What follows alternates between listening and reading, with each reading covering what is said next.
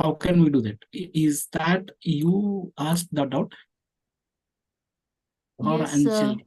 Okay. So yeah, so before the others join, you can just ask that out so that I'll complete that one. In this here, the calculated value is plus 2.685. Okay. Or else it might be if you reverse this one. So 19.4 minus 21.6 is minus a value. If we just make 21.6 minus 19.4, it's going to be plus 2.685, right? So in that case, plus or minus value of this can be considered. Similarly, the critical value is considered as 2.045 plus or minus. Okay. Right. Okay. So since it is done, Sir, in I that think we have, yeah. previous slide, sir. Yes. Yeah. Sir, what is the significance of this minus in t value then? That's what, like Anything there is, important? there is a difference. Okay. Because as you're trying to compare two mean values, one is more than the other, maybe A minus B or B minus A. In this case, as we're trying to see a two-way comparison, not an issue. Okay. Either A minus B or B minus A will be a problem because you're trying to, if there is no difference between means, obviously it will become zero or somewhat nearer to zero. Okay. So that is the thing. And the table is means this mean comparison, we do it as absolute value of t which we get, and the critical value we see, yes, and we see whether this absolute value is more than this. Yes, if it is more than this, then we accept the null hypothesis. Yes. Yeah. Is it As like calculated value is minus 2.685. Assume if you reverse x2 bar minus x1 bar, it is going to be 2.685. According to the problem, the positive value of t is 2.048. The negative value of t is going to be minus 2.048. We have got a calculated value as minus value 2.685, or even it might be plus 2.865. If it is minus 2.865, it will be falling here because beyond minus 2.048, right? If it is falling at the plus 2.685, it will be falling here. So this is going to be 2.685. In both the cases, we are going to reject the null hypothesis. Yes. Okay. Okay. And the next thing is the same pattern. There is something called as paired sample t-test. I believe we have seen these also in the last class. So here, I'll just quickly complete this. Okay. So here, there is a training institute. There is a training institute which is telling that after taking our training, the players are performing very well. Okay. And they got some kind of data. They'll be training multiple number of students, but they have taken only a sample of 20 people, right? So they have identified the jumping level before the training, and they have noted jumping level after the training. Okay, so maybe they have conducted 10 weeks training, 20 weeks training, some kind of weeks training. And before that, the player used to jump 22 meters. After that, the player used to jump 24 meters. There is an increase here. Okay. So whatever the claim the training institute is telling that, so if you deduct this from this, okay, so after minus before, it is going to be plus 2. Okay. And as Varsha ma'am asked, like, suppose if you just take this minus this, it's going to minus 2, right? So since if you are trying to find out a two-way, this will not make a big issue. If you're trying to find out one way, then you should be very careful. Okay. So here, this training institute is telling that when the people are taking my training, definitely there is a difference in their behavior or difference in their performance. And they have identified 20 people. The second person, so initially he was jumping 20 and later it has become 22. Again, in this case also, there is improvement of performance. Third, 19 and 19. In this case, there is no improvement. Fourth, 24, 22. There is no improvement, but there is a decrease in that one. And we need to identify this sort of decrease in the performance. Is it due to training or it is a random happening? Okay. In the fourth case, in the fifth player case, 25, 28. So there is an increment of +3. So out of these 20 players, how many players have got increment? How many players got decrement? Okay. This thing is called as the difference. Okay. So you are first of all, and in this case, you're trying to compare only the same sample, right? So before, after of only some particular people. So this is called as a paired sample t-test. Is that clear? Earlier, we have used two different samples, but here you are using same sample before and after. That's why this will be called as a paired sample t-test. Okay. In this case, you'll be trying to find out the difference of performance before and after. As you're trying to find out just the difference, is there any difference or not? This is going to be a two-tail test. Okay. If you claim that there is an increase in the performance, it will become one-way test. And if you tell sometimes like obesity clinic people, they tell that after coming to our clinic, the weight of that person got decreased. For that, you will be comparing before treatment, after treatment. So that is what the paired sample t-test. Okay. In that case, you should be taking care of left tail. In the increment case, you will be taking the right tail. Okay. People, is this okay? Are you able to differentiate like what exactly is the normal t-test and paired sample t-test? If you take two independent samples, that is different in the last case. Now, if you see the difference, I have found out like this one. So I have taken normal difference, that too in this case, purposefully I have taken this minus this. So 22 minus 24, it has become -2, -2, 0, 2 something. Okay, so we got all these values, and the actual values, the mean difference, the total value divided by number of observations 20 has become minus 0.95, because I have taken before minus after. Ideally, they should be taking after minus before. But there are certain instances where if you are trying to check whether any decrement or decrease, in that case, you have to use this method. Okay. So standard deviation of difference is 1.28 and the number of observations are 20. And the formula for this, in this, the null hypothesis has been defined as there is no difference in the performance of people before and after the training. Okay, so this is what we have defined as null hypothesis. Coming to alternative hypothesis, we have just mentioned there is a difference. And here, as I am not pointing either increase or decrease, that's why it has become two-tail test. Okay.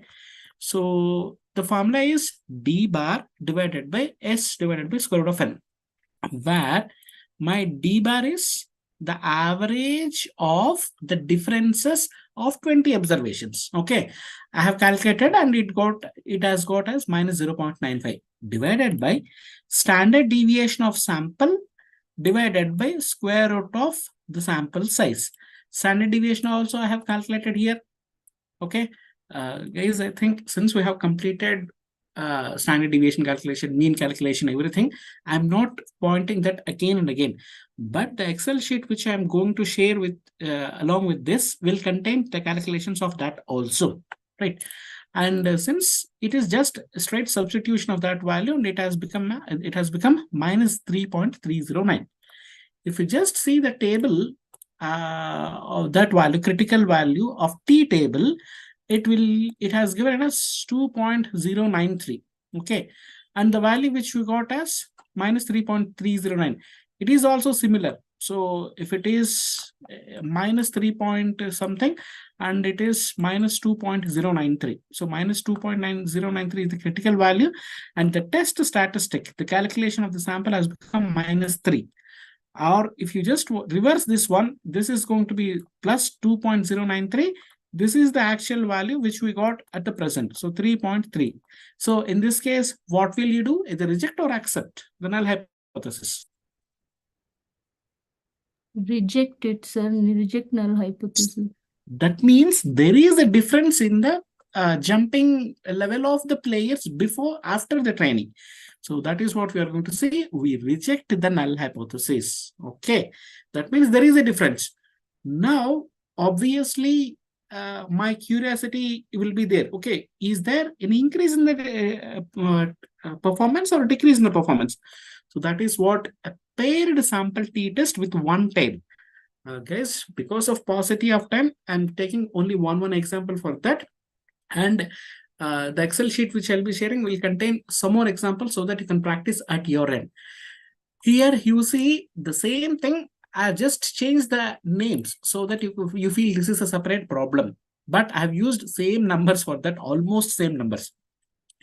Again, there is some kind of software professionals or training professionals. So the training institute told that you allow us to train your employees. So definitely we are going to show a difference, that to increment in the performance level. Obviously, every company training and development. So why do they spend money on their training and development? To increase the efficiency. Okay. Then definitely every training institute tell that. So if this is the normal data, we will definitely improve and show that thing. Okay. If your performance is coming less than or this number, obviously there is no effect of the training. If your calculation value is falling in this range, so then you can tell that yes, there is an increase in the performance due to training. So that is a one-tail test. Is that clear? Same thing like a training institute. Okay, so maybe after this training or after your psychometric training, you will be able to perform statistical analysis or basic analysis. So that is the ultimate objective. Earlier, probably some students might not be able to do that, but definitely after this program, you should be able to write articles. You should be able to do statistical analysis. So that is what objective. In that case, your null hypothesis will become the deviation or the difference in opinion, difference of performance is either less than or equal to 0. That means 0 is something this one, less than is something this one. Okay. And if you see, the alternative hypothesis is defined as there is a positive difference. Okay, there is a difference. Obviously, we are expecting a positive difference. If it is a positive difference and up to after this value, if our calculator value is coming this place, then definitely we can tell that there is an impact of this particular training program. Is that clear, people? Yes, sir. But suppose if it comes between 0 and this Yes, there is a possibility that it may come here also. That shows that there are certain increments, but not a significant level of improvement. Okay. We have expected assume that one person is scoring 20 runs per match, something like that. We have made him to train. If he is scoring 30 plus something, obviously we feel that there is an increment, considerable increment in that. If he is scoring 21, 22, it is just a simple increment, but not a significant level. Is that fine? Yes.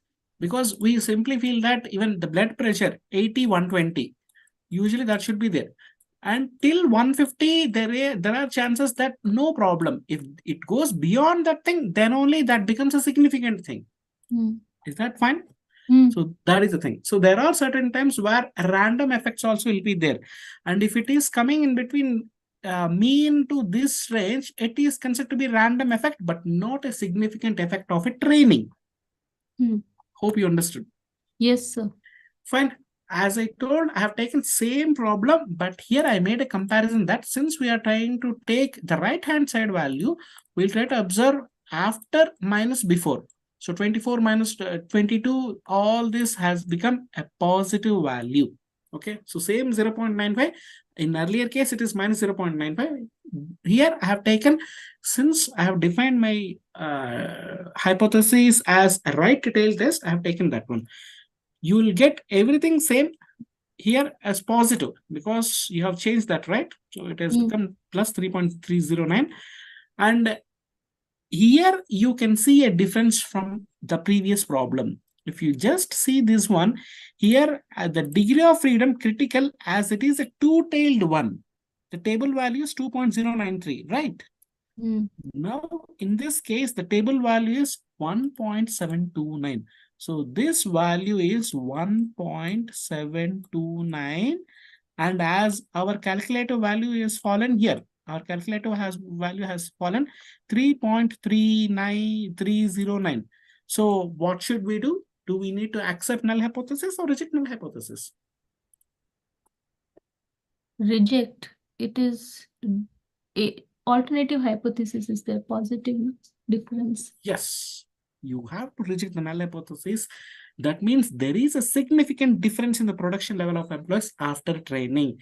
So we can relay this trainer. Fine. So that is the thing. Like the same thing, assume the same problem. Instead of these things, you can tell that customers, customer 1, customer 2, customer 3, something. And so this is weight before the obesity treatment. This is weight after the obesity treatment. Okay. In that case, usually what they'll tell, okay, maybe you have to reverse these numbers. Okay. If you attend our training program or our obesity clinic, definitely there will be loss of your weight. Your weight will be lost and you are going to lose your weight, and we will prove that. For that, what you have to define? So in that case, you have to define your null hypothesis as this one. Okay. In null hypothesis will be defined as there is no signal. So D bar is greater than or equal to 0. And alternative hypothesis will be D bar less than 0. That means if your calculated value falls in between this range, then our claim is correct. Okay. Ideally, researcher wants to do something or he wants to prove something. Okay. So he wants to prove that either increase in the performance or decrease in the performance. If the training program doesn't have any effectiveness, probably he will not be able to prove that, and null hypothesis will be accepted. Is that clear? That is how we have to think. Is that fine, ma'am? Yes, sir. Fine. And next thing is, now in this all the cases, we can see we were comparing only either two dependent samples or independent samples. Assume that you may come up with something like I have got 4 samples, like 4 different groups of people. Under such circumstances, how can I tell is there any difference in the means or not? Okay. For that, you will be using ANOVA. Okay. Though it is analysis of variance, it ideally tests the means of different groups. Okay. Suppose there is one group, second group, third group, fourth group. That group may be individual people or something like that. Okay. Assume that you have got 4 different sales teams working. Sales team A, sales team B, sales team C, sales team D. Now you have to identify which team is performing well, or which person is performing well, or which student is performing well. Is there any difference in the means of these guys or not? For that, you'll be using ANOVA. Okay, so this is just an extension to the previous thing, but here you will be using more than 2 groups, 3, 4, 5, 6, anything like that. Okay, so here also you will be seeing, like, first, as you are trying to see or compare the means, you have to find out sum of all these performance. So 36 plus 28, and you have taken 3 to 4 observations. Okay, so three observations. So fine. So in this case, it is only these are the 3 observations of 4 groups, and this is sum, and this is average. So don't look up on these things. Okay. So now you see sum of these 3 is 90. Group A or salesman A could able to sell 90. Group B, salesman B could able to sell 93, and he could able to sell 81. He could able to sell 96. Okay. And average of that. So 90 divided by 3, 93 divided by 3, 81 divided by 3, 96 divided by 3. You have got different values. Now you have to check, is there any difference in the total company with respect to that salesman or not? So that is ANOVA, analysis of variance. Is that fine? Now we have to check whether these groups or salesmen have got same variance or same means or any difference in the means.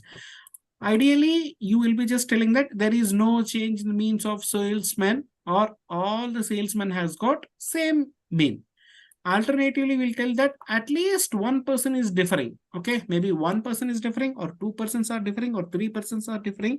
That will be definitely there is no equality among all the groups. So that is what you are going to tell, right? And come on, grand mean. So how can you find out grand mean, which I got it as 30? Total all the things. Yes. And Since we are researchers, definitely you have come across all these things. That's why I'm not spending much time on that. Ideally, what is this thing? So ANOVA deals with comparison of a group means with a different group means. Okay. And my grand mean is 30. So how many number of observations I got? So if it is, I'm just taking mu here. Okay. So it is 0. If you are trying to define null this normal curve, so it is mu comma standard variance will be equal to 0 comma 1. But I'm taking the actual value instead of that one. So instead of 0, I'm taking actual value, right? So this is grand mean. And I'll just take the first group. So first group mean is 30. 30. And if you see the minimum value of group A is 26, the maximum is 36. So 26 to 36. Suppose I can just mention this as 28, this as 26, this as 32, this as 34, this as 36. Okay. And if you see my data of group A, the first person is spread from 26 to 36 like that. And what is my mean? It is again 30 only. Okay. I'm marking this with the red, green line. And coming to the B group. So group B, I'm changing the color and I'm taking the black color. Minimum value is 28. Maximum value is 36. So 28 to 36. It is spread from 28 to 36. So this is what my second thing. And it has given me a mean of 31. Okay. Next, third value. If I take third value, C value, I'll take blue color. So minimum value is 21. Maximum value is 31. So 21 to 31. I try to define, so maybe 24 here, 22 here, this might be 21. So 21 to 31 and the mean is 27. So 21 to 31 and mean is 27. So this is what my mean. So 27 for the third observation. Coming to the fourth observation, minimum value is 29. So minimum is 29, maximum is 35, mean is 32. So that is what my fourth value. I'll take light green or orange. Okay, so 29, it has started at 29 and it ended at 35. So this is what the curve and the mean is 32. Okay, so this is what 32. Now you have to compare three aspects basically. ANOVA will be using three aspects: sum of squares of total, sum of squares of between, sum of squares of within. Before just starting my explanation, can anyone just tell what is this thing? Because if you seriously understood this thing, definitely we'll be able to answer something. Can anyone tell like what exactly is sum of squares between, sum of squares within, sum of squares total? Most of the people just feel it as a problem. That's why we'll either try to by hand. Even I did the same thing when I completed my MBA. Later I started understanding, then I got to know the difference.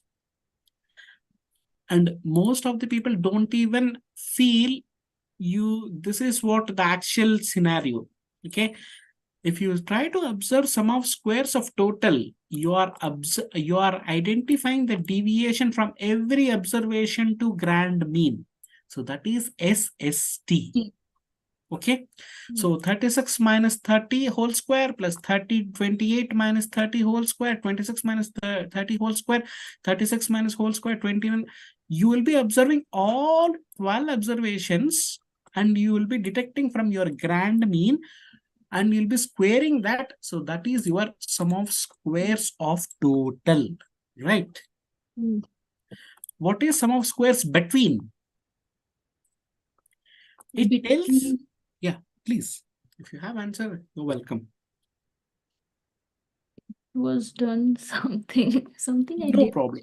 Okay, so if you just see, like, we have got the grand value, the bigger curve is the first one, and it has got mean of 30. The first observation, like person A, his mean is also 30. So is there any deviation between A mean and grand mean? No. No. So, and how many times he has to observe? So 3 observations are there per person. So 3 times 30 minus 30 whole square. 3 into 30 minus 30 whole square. So that is sum of squares between that one. Coming to the second person. Second person mean is 31 and the grand mean is 30. So 31 minus 30 whole square. How many times you have to observe? 3 observations. So multiplied by 3. And third person's mean. So if you see the third person, his mean is 27. And how much it is deviated from the grand mean? Almost 4. So 27 minus 30. So 27 minus 30, it is minus 3. Since you are squaring that, minus 3 into 3, minus 3 into minus 3, it's going to be 3 3 is 9. Okay. 90. So 9 into 3 times 27. Okay, the fourth observation. So 32 minus 30. So you are trying to compare your individual mean with the grand mean and number of times of repetition. Clear? So that is sum of squares between variance. Okay, so you're trying to find out what is the variance between this mean and grand mean. What is the variance between second mean and grand mean? What is the variance between third mean and fourth mean? So what is the variance between fourth mean and grand mean? So that is between variance. Okay. Next, coming to sum of squares within. This tells that if you take first observation for first person A, his mean is 30 and his first observation is 36. How much it is deviated? So 36 minus 30 whole square plus second observation 28. 28 minus 30 whole square plus third observation 26 minus 30 whole square. How much the person A, how much this green person is deviating within? Okay, so within his mean and his observations, what is the difference or what is the deviation? So that is the within thing. Okay, coming to B, the average is 31 and the observations are 36, 29, 28. How far the salesman B is deviating within comparison himself? Okay, salesman C is 21, 29, 31 and the average is 27. So how far that is deviated? If you try to observe how much you are deviating, suppose when you are conducting, you have appeared for some exam and in first exam you got 80, second exam you got 90, third exam you got 70. What is your mean? 70, 80, 90 means obviously mean is going to be 80. And how much deviation? For one subject, there is no deviation. For second subject, there is plus 10 deviation. For the third subject, there is minus 10 deviation. Is that clear? So that tells you sum of squares within, right? Or any doubt? So sum of squares total is your average total you will do all and then you'll subtract with this grand mean. That is what one way of doing, but in this you can simply tell that, okay,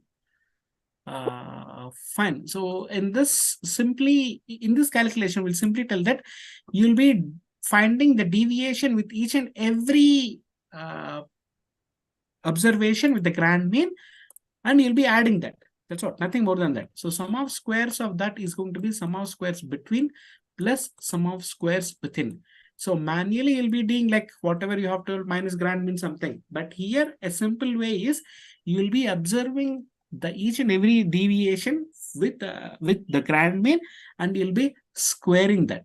Okay. If you just perform that thing, whatever we have discussed till now. So 36 minus 30, what is that value? 36 minus 30 is 6. 6. Square of 6 is 36. That's what. So 28 minus grand mean 30. So 28 minus 30 is minus 2. Square of that is 4.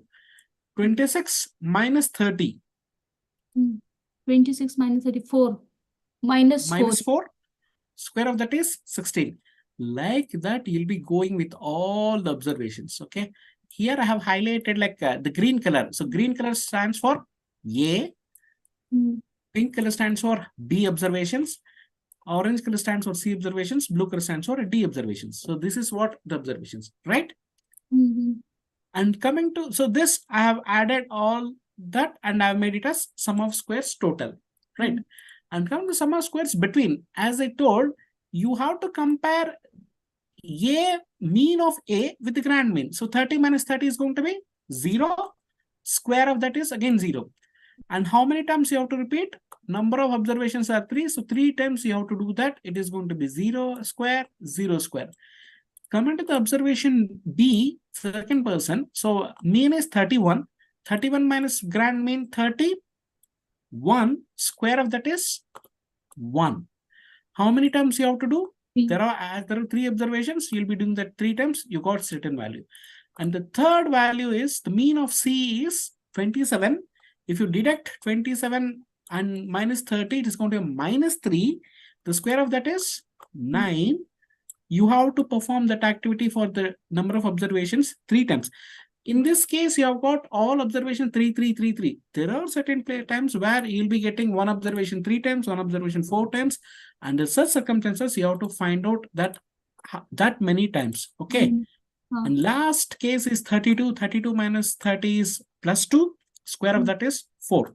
So 4, 4, 4. If you add all these things, that is sum of squares between. That means one mean to grand mean, second mean to grand mean, third mean to grand mean. What is the deviation? That is between. Coming to the within category. Within category is, as I told, you are trying to compare A person's mean with individual observations of A. The first observation of A is 36. Mean is 30. Okay, so 36 minus 30, 6. Square of that is 36. Okay. Second observation is 28. 28 minus mean is 28 minus 30 is minus 2. Square of that is 4. The third category, third observation 26. 26 minus 30 minus 4. Square of that is 16. Okay. That fine. Within will not have any consideration with the grand mean. Here you are trying to compare A person's first sales with A person's mean. A person's second sales with A person's mean. Person A's third sales with the third mean of that. Okay. And coming to the C, because in C you can have a lot of things, a lot of deviation. So B is also quite simple. Coming to the C category, so these are the 3 observations. If you see the first one, 21 is the first observation and mean is 27. So 21 minus 27 minus 6, square is 36. Second observation of C is 31. Mean is 27. So 31 minus 27, 4. Square of that is 16. Third observation of C is 29. And the average value is 27. So 29 minus 27, 2. Square of that is 4. So like that, it will be there. Is that clear? Yes, sir. You have to find out all the things, and if you add that, it's going to be sum of squares within. And coming to the ANOVA, you'll be using F test because it has been given by Robert Fisher. So Fisher. So it is mean squares between divided by mean squares within. So how do we get this mean squares within, mean squares between means? You have to use sum of squares between divided by degree of freedom.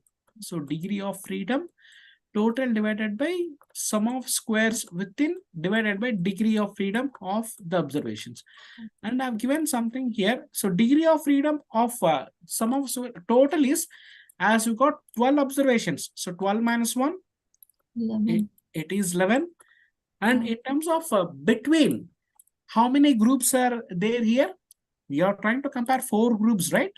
So 4 minus 1 is going to be this one. So that is 3. Degree of freedom for between is 3. And coming to the sum of squares within. So total number of observations are 12. Minus how many groups are there? 4 groups. So that will give you this value 8. If you use that one, we'll get the means mean square between divided by mean square within as 14 divided by 21. Okay, so this is what, if you, for this calculation, you'll be using 42 divided by 3. This gives me 14. And here 168 for this one, MSW, 168 divided by 8, it is 21. If I divide this by this, I'll get F value, and calculated F value is 0.0667. And if I use ANOVA table or F table at 3 degrees, like here, between degrees, comma, within degrees, if you just use that one, okay, so this is 8. If you use that one, the calculated value is going to be something different. Okay, so I have not shown that here. So 1 minute. Now, I think you can see that. Okay, so if you use that table value, you'll get the value as 4.062. And in this case, the calculated value is, okay, so in this, the calculated value is 0.067, and the table value is 4.062. So as our calculated value is less than 4.062, what will we do? Either we'll accept or reject the null hypothesis. F ratio should be, it will accept hypothesis, null hypothesis. That's what. So in this case, there is no serious difference, because if you see here, the deviations are only the category C has got some kind of deviation, but if you compare on a whole, it is considered to be a random deviation only. So we are accepting the null hypothesis. Is that clear? Yes, sir. Fine. So this is what ANOVA. So till now we have seen something which are parametric tests. Okay. So the next thing is going to be non-parametric tests. So non-parametric tests, like whatever we have done so far. Till now we have seen something, whatever we have seen. So we have seen a simple t-test. Okay. So we have seen simple t-test, parity t-test, unparity t-test, and ANOVA, and Pearson correlation we have seen in the last thing. In all these things, the basic assumption is we feel that there is normality of the data. So normality of the data is there, and which tells that mean, median, mode are same or almost same. There is no huge deviation. So we usually take that as comparison of means only. Okay. But sir, how much? See, we actually never get a perfect normal graphs. Yes. Yes. So what would be the range which we will say that, which we'll consider that yes, it could be considered as a normal? That usually depends upon the coefficient of variation also. Okay. So, but usually people will tell that plus or minus some 1.3 exact value is there. I'll just tell that exact value. So if there is any deviation beyond that, so then we call it as not normal. Okay. I'll tell that exact value in next class or something like that. Okay. And if that is deviated, if the mean, median, mode is not equal and considerable, as I told, significant difference is there, so then we cannot assume it as normal, and probably we'll use comparison of medians in that case, because we tell that mean will be easily influenced due to outliers. which will not be the case in the case of median. So we feel median is somewhat better measure for central tendency. Okay, whatever we have seen something like a simple t-test, for that we use Wilcoxon test for one sample. If it is a paid sample, so two samples are there, we use Wilcoxon test for that. If it is an unpaid sample test, we'll use Mann-Whitney U test for that. And if it is ANOVA, just now we have seen some ANOVA. If it is a normal curve, if it is a not normal, then we go for Kruskal-Wallis test. And if it is a Pearson correlation, we use Spearman correlation. So this is what a simple application. Similar kind of methods, but depending upon normal or not normal. Okay. So in addition to these things, there is one more powerful tool which is called a chi-square test, which will be usually useful for the comparison of two categorical variables. So till now we have seen some kind of one variable as numeric, one variable as categorical.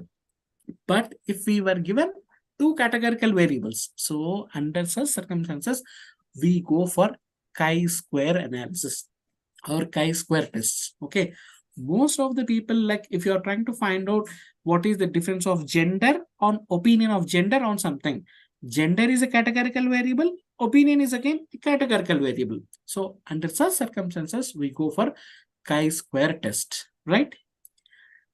So chi-square also comes under non-parametric, yes, sir? Yes. Because if you see the chi-square table will be like this. Automatically, some kind of right skew can be seen with the chi-square. That shows it is a not normal and it uses a non-parametric test. Okay, the formulas are quite simple, the procedure, so I'm not spending time on that. So here, if you see, there is a restaurant which wanted to test or understand the trends of consumer behavior. Okay, and they have collected opinion from different geographical areas. So they have collected data from Midwest, Northeast, South, West. So 4 areas, and total they have collected a total sample of 1,000 and different and they have categorized the customers as optimistic customers. There are certain cautious customers. There are hunkered down customers. Okay, so these are the 3 categories or categories of variables.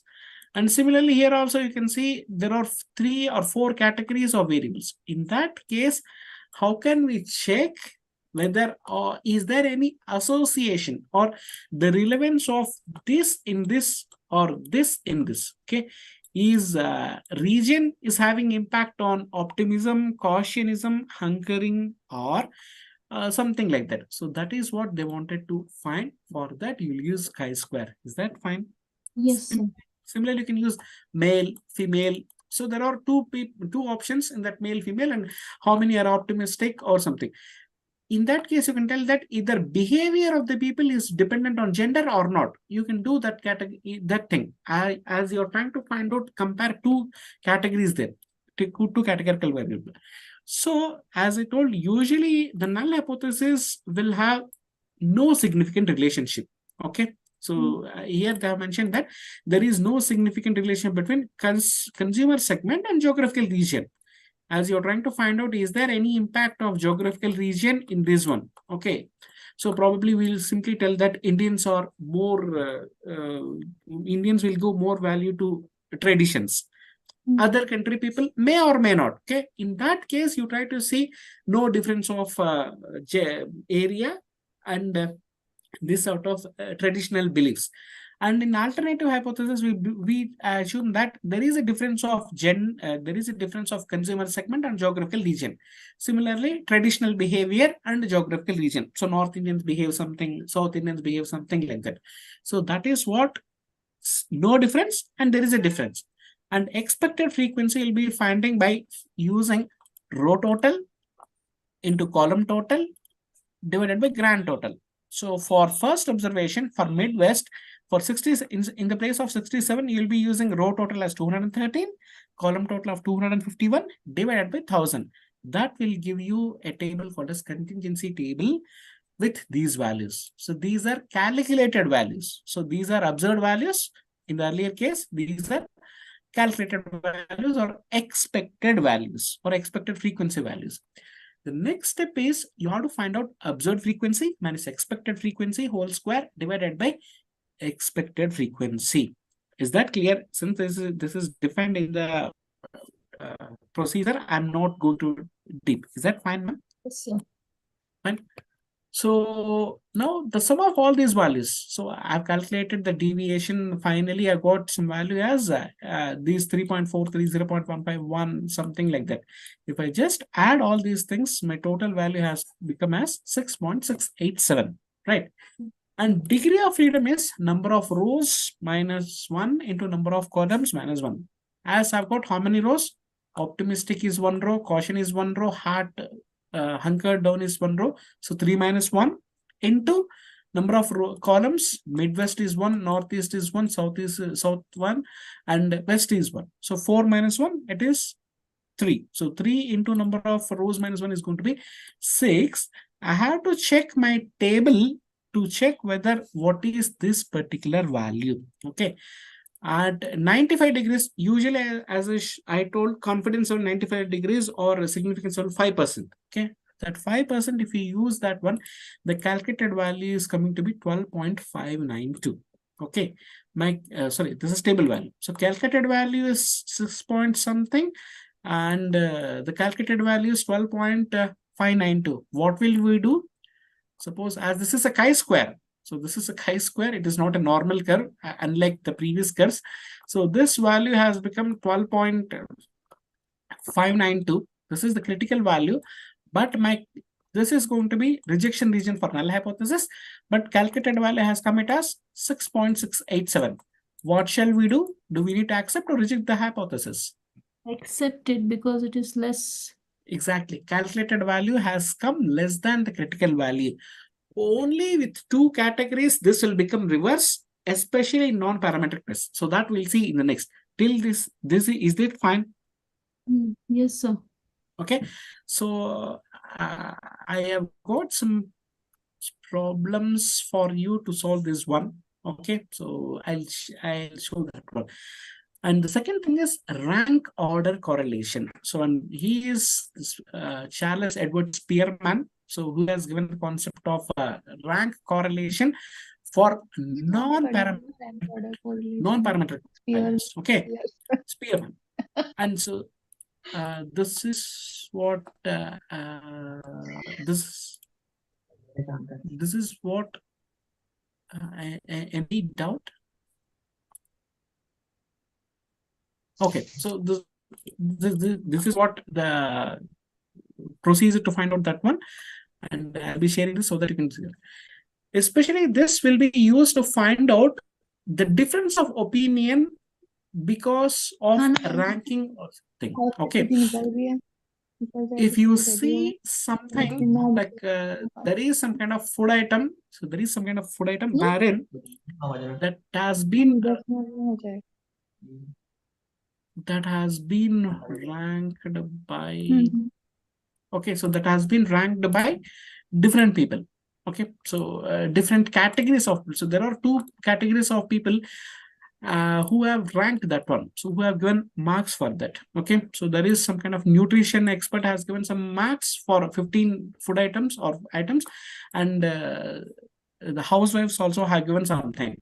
Okay, now you need to check whether the opinion of these 2 are same or is there any difference for that. Okay, so for that you can use Spearman rank correlation, and as usual you'll be defining there is no significant difference in the ranks given by nutritionists and housewives, and an alternative hypothesis definitely it's going to be different. And if you just see this value, like the pointer options goes automatic. So if you see, this is what in the case of chi-square, so this is the problem which we have seen in the earlier case, and the Spearman rank correlation. So as they have given some kind of marks, first step is you have to find out the ranks. Okay, ideally this person has given this, if you see, has got the first rank. I'm taking this one. The first rank is given for this one by nutritionist, item 10 for something, and the second rank has been given for item 11. And the third rank has been given something like that.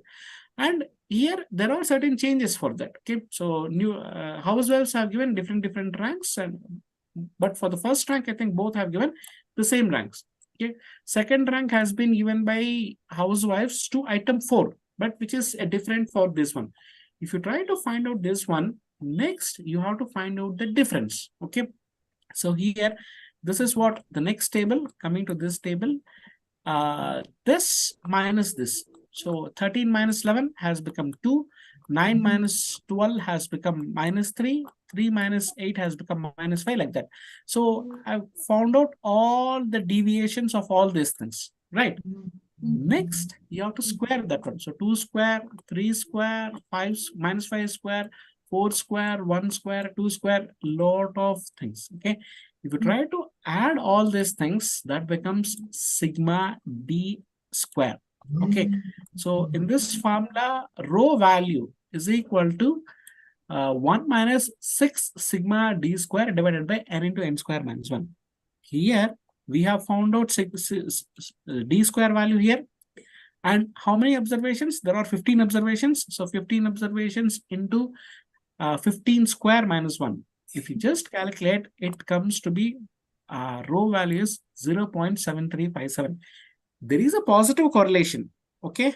But if you see the table value of that thing, if you see the table value, you will get the value of in the table as 0.521. Okay, so the table value has got as 0.521. So this is the calculated value, and this is the table value. So this is the table value. So though it is not normal, the calculated value has become 0.7 and the table value has become 0.5. So this is completely the rejection zone. Okay. What shall we do here? We fail to accept the null hypothesis. That means we are rejecting the null hypothesis. Okay. That means we have defined the null hypothesis as there is no difference between the ranks given by nutritionists and housewives. But that is not actually happening. There is a difference of ranks between these two categories of people. Is that clear? Yes. Fine. I know I'm going a bit fast because I have to complete the session today.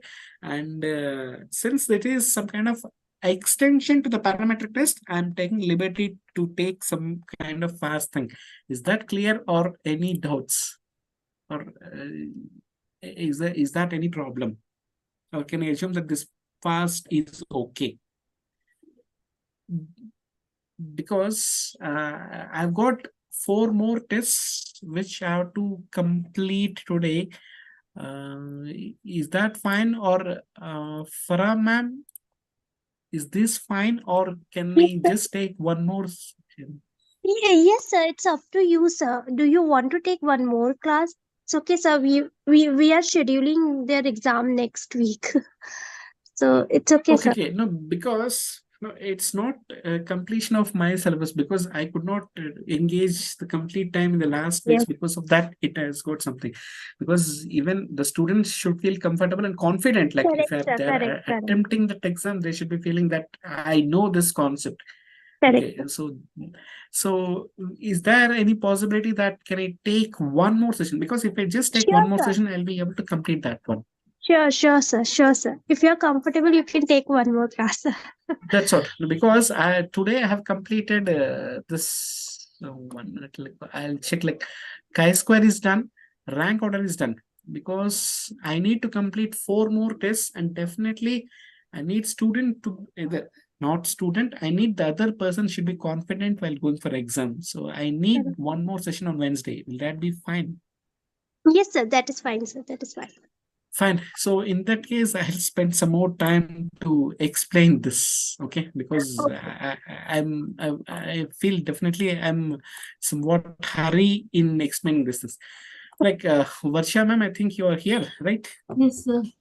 Fine. So in this case, you have to check like what are the ranks given by first group of people. What are the ranks given by second group of people? Okay. And if you try to compare what exactly the rank given by first person and second person, so there is a deviation. So that deviation is observed as D. First item, second item, third item, fourth item, so all items. Okay, maybe it is dance performance or anything. If two different groups of people are identifying the difference and square the difference, okay, whatever is there, you try to square that one and use this formula to find out the rank correlation between those two groups. Okay, is that correlation is there or any deviation is there? Here, fortunately, if you just apply in this formula 1 minus 6 into 148, which is 148 is this value, divided by 15, like number of observations into 15 square minus 1, but it has come as 0.7357. There is absolutely a positive correlation between these two. So on an average, both have given similar kind of ranking, but there is some kind of significant difference, or is there any difference or not? So for that, you have to just use this table. Okay, so here they have mentioned table values 0.521.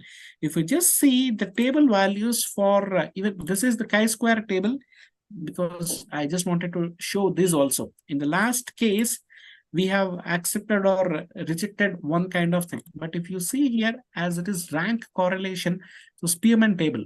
Okay, so if you just make it as a bigger for Spearman table, no, it is not showing. Okay, so it tells like the calculated value is something which we got, and this value, the table value is coming to be 0.521.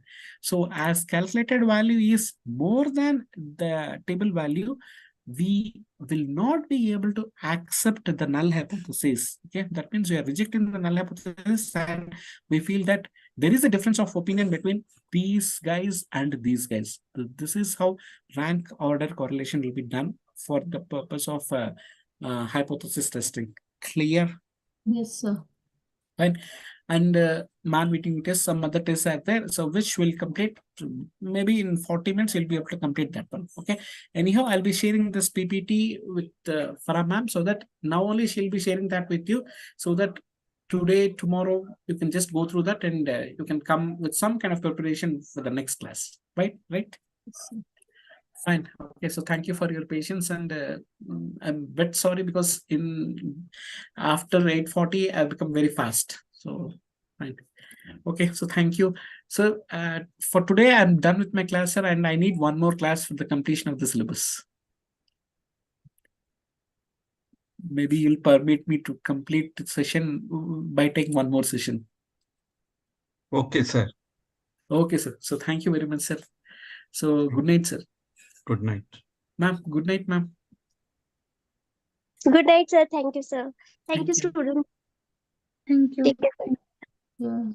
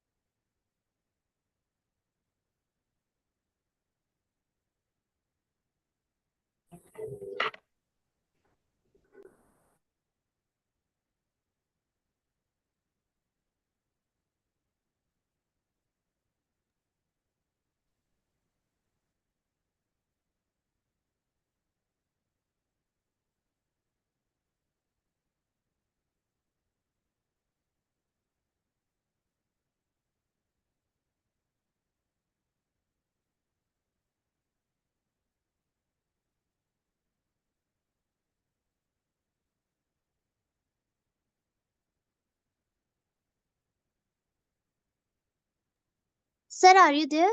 Sir, Papia, Seema, Mona Lisa, they have joined the class, sir. Okay, I have to stop the YouTube because it is still going on.